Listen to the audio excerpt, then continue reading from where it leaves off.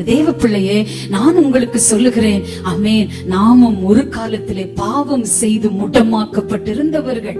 ஆமென். அக்கிரம கட்டுகளினாலே கட்டப்பட்டு முடமாக்கப்பட்டிருந்தவர்கள், பாவ சேற்றிலே உழன்று முடமாக்கப்பட்டிருந்தவர்கள், வெளியே வர முடியாதபடி. ஆமென். நம்ம ஒரு காலத்துல முடமாக்கப்பட்டிருந்த நமக்கு அழைப்பு எங்கிருந்து தெரியுங்களா? பரலோக ராஜாவிடம் இருந்து வந்த அந்த அழைப்பு தான் இன்னைக்கு அவர் வீட்டுல வந்து உங்களை என்னை உட்கார வச்சிருக்கு. எத்தனை பேர் ஆமென் சொல்றீங்க? எத்தனை பேர் ஆண்டவருக்கு நன்றி சொல்றீங்க? ஹல்லேலூயா. ஆமென். இன்னும் எத்தனையோ பேர் முடமாக்கப்பட்ட நிலைமையிலே இருக்கிறார்கள். முடம் என்பது சரீர பிரகாரமான காரியத்தை மாத்திரம் நான் சொல்லல. உடலிலே எத்தனையோ பேருக்கு முடங்கள் இருக்கிறது.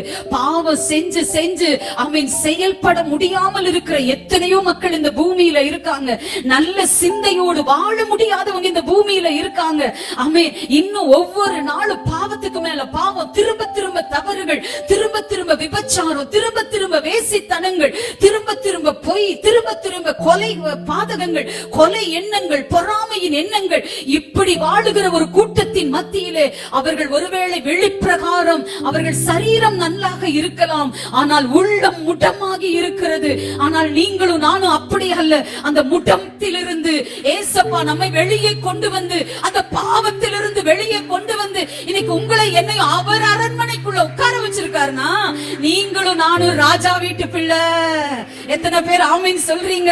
கரங்களை தட்டி அப்பாவுக்கு நன்றி சொல்லுங்க. ஆமென். கர்த்தர் நல்லவர்.